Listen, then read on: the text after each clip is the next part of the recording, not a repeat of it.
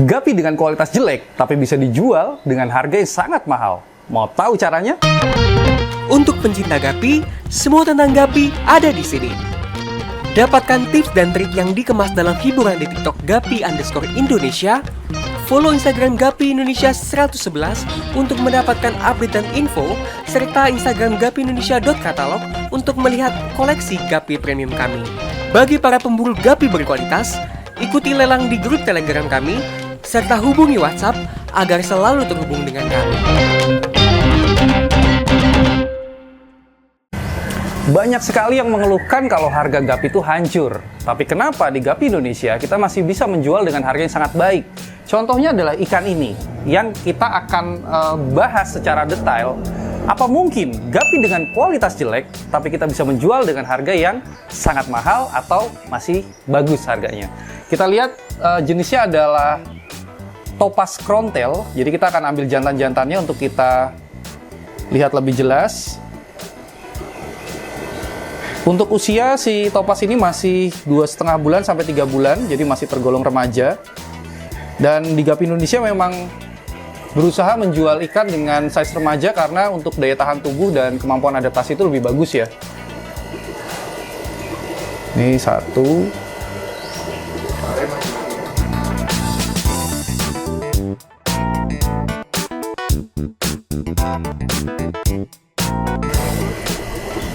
Nanti kita akan bahas tentang kenapa kok jenis ini bisa dijual dengan harga yang sangat bagus.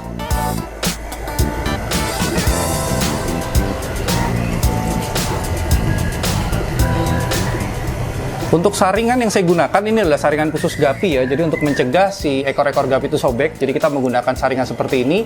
Kalian bisa dapatkan di marketplace kita di Tokopedia dan Shopee. Saya ambil juga betinanya deh buat sampel. Nah, kita kasih satu aja. Ini adalah Topaz Crown Tail yang pada umumnya yang kalian tahu Topaz. Oh ya, Topaz itu sama dengan Blue Sky atau Sky Blue ya. Itu sama, tapi saya lebih suka menyebutnya Topaz. Dan ini adalah varian yang Crown Tail-nya. Kemudian saya akan bahas kenapa kok strain ini bisa dijual dengan harga yang mahal, padahal kualitasnya itu tidak bagus.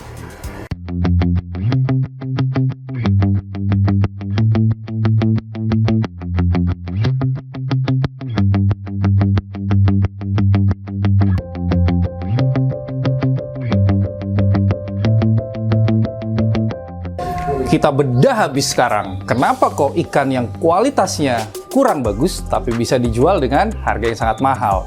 Yang pertama adalah si Topaz Crown Tail ini itu adalah merupakan strain baru atau new varian dari strain Topaz.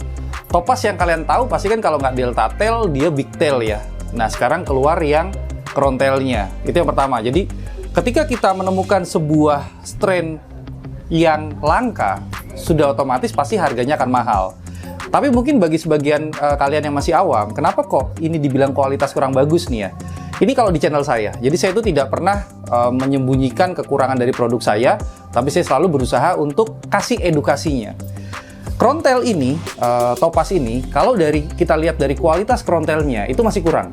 Kurangnya di mana? Yang pertama, kualitas Crown Tail yang baik, dia seharusnya pecahnya itu halus. Halus itu maksudnya dari ekor.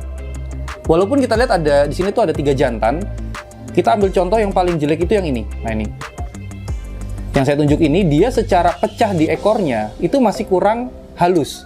Kurang halus itu kita bisa lihat bagian atasnya itu masih tebel, yang itu ya. Kalau ini bagus nih, ini kualitas bagus nih sebagai contoh. Ini yang kurang bagus nih. Dia bagian atas itu masih kurang pecah. Jadi semakin pecahnya itu halus. Contoh halus tuh dalam satu ekor ini taruhlah ada 20 crown. Dan dia hanya mungkin 15. Nah itu kalah bagus dengan yang 20. Terus kemudian pecahnya itu juga ada kualitas nih. Semakin dia dari dalam, pecahnya itu dari dalam, itu semakin baik. Tapi kalau kita lihat yang mana tadi ya, yang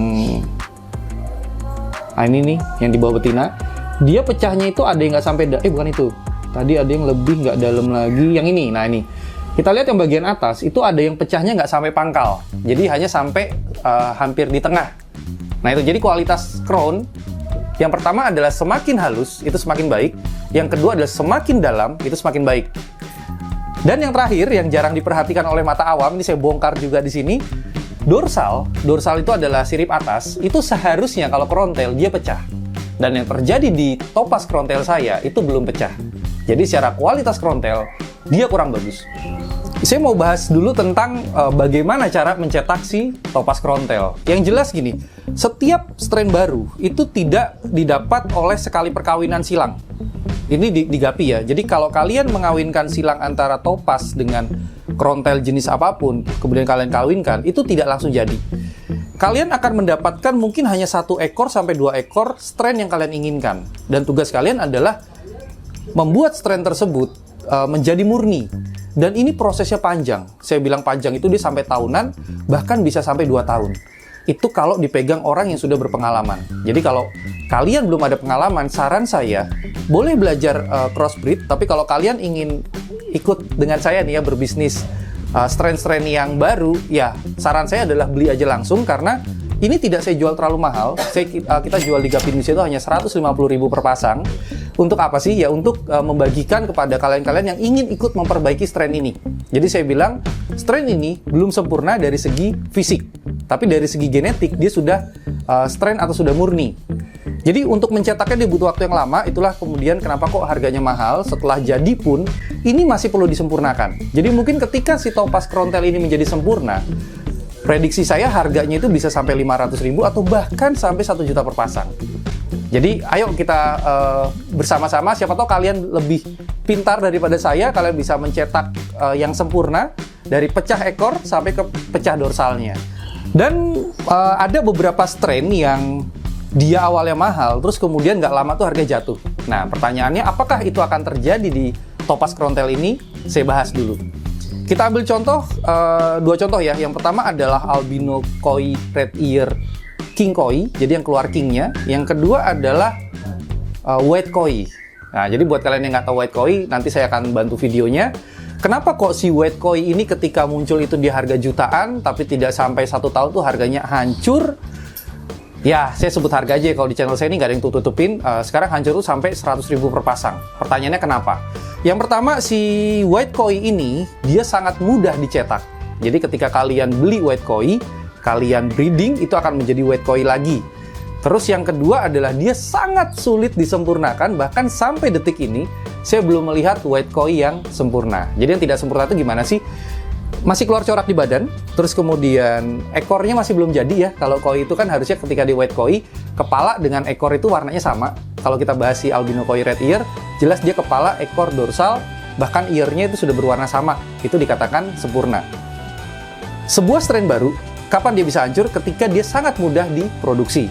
Tapi kenapa kok si king koi itu sulit, harganya tidak hancur-hancur? Karena untuk mendapatkan king koi, walaupun dari indukan yang king koi, itu sangat sulit. Butuh apa sih? Nomor 1 adalah butuh genetik. Nomor 2 adalah butuh treatment. Siapa bilang treatment nggak penting di Gapi? Treatment sangat penting. Jadi, pakan yang kalian berikan itu apakah cocok atau tidak dengan si strain tersebut, itu mempengaruhi strain ini bisa diprogres atau tidak. Jadi, kalau dari si topas ini, selain dia genetik ya, yang pertama itu juga pengaruh dari pakan. Contoh gini, kalau kalian kasih makannya kurang di usia muda, crown-nya itu menurut saya kurang ngebuka, kurang pecah. Tapi kalau kalian push pakan di usia muda, dia akan lebih pecah. Jadi artinya dari genetik yang mungkin awalnya tidak sempurna, kita bisa sempurnakan dengan satu selective breeding.